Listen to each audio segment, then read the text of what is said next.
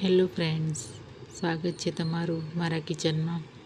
આજે હું લાવી છું એકદમ સિમ્પલ રેસીપી। તો આજે આપણે બનાવવાના છે મસાલા પાસ્તા। તે ખૂબ જ ટેસ્ટી બને છે અને બાળકોને તો ખૂબ જ ભાવે છે। તો તમે વિડીયોને બિલકુલ સ્કીપ કર્યા વગર એકવાર જરૂરથી તમે જોશો। તો પાસ્તા બનાવવા માટે આપણે લસણ કે આદુનો ઉપયોગ કરવાનો નથી અને આપણે બિલકુલ મસાલા ઘરના મસાલા સાથે જ આપણે પાસ્તા બનાવીશું। તો ચલો આપણે શરૂ કરીએ। તો આપણે અહીંયા લીધા છે પાસ્તા। તો પાસ્તા તો ઘણા કેટલી પ્રકારના આવે છે। તો આપણે આ રીતે વાકોડિયા જે પાસ્તા આવે છે એ આપણે લીધા છે। બજારમાં પણ આસાનીથી મળી જાય છે। તો આપણે અહીંયા લીધા છે, મેં 100 ગ્રામ જેટલા જ પાસ્તા લીધા છે। તો આપણે એને પહેલાં પાણીને ગરમ કરી દઈશું અને પાણીની અંદર આપણે પાસ્તાને એડ કરી દેવાના છે અને આપણે એને બોઇલ કરી લેવાના છે પાસ્તાને। 5 મિનિટમાં તો તરત જ બોઇલ થઈ જાય છે। હવે આપણે એની અંદર સ્વાદ પ્રમાણે મીઠું એડ કરીશું।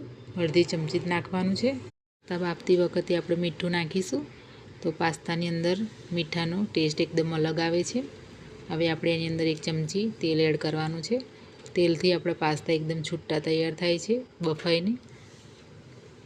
તો આપણે એને 5 મિનિટ ઢાંકીને મૂકી દઈશું। હવે એક વાસણ લઈ લઈશું।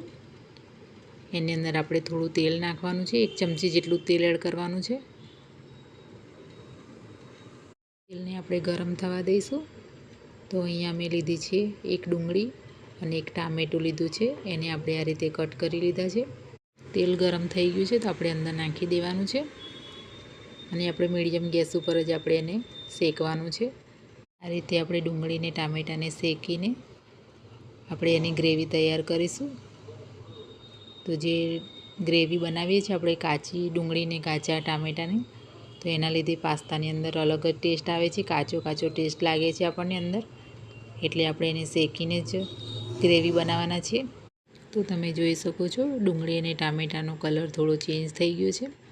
તો હવે આપણે ગેસ બંધ કરી દેવાનો છે। એક મિક્સર જાર લઈ લઈશું આપણે।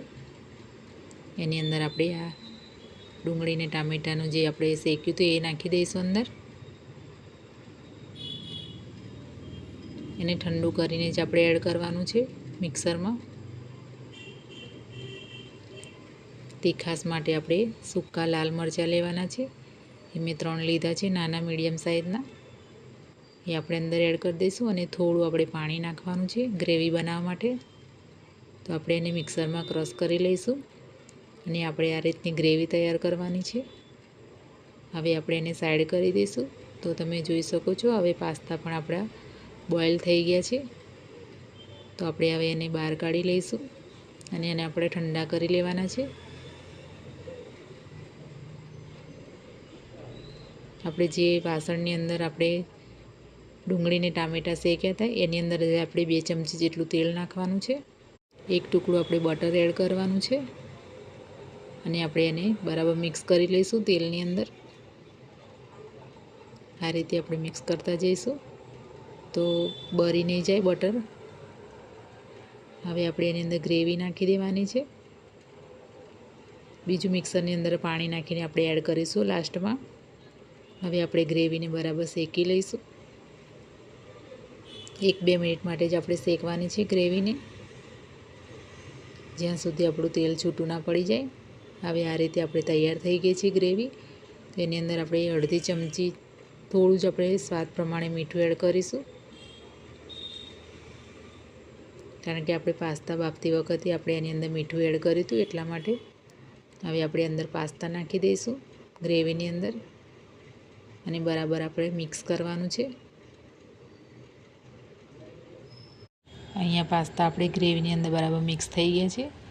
તો અહીંયા મેં લીધો છે પેકેટ અલગથી પાસ્તા મસાલો લીધો છે મેં, એ આપણે અંદર એડ કરી દઈશું। પાસ્તા મસાલો નાખવાથી ટેસ્ટ એકદમ અલગ જ આવે છે।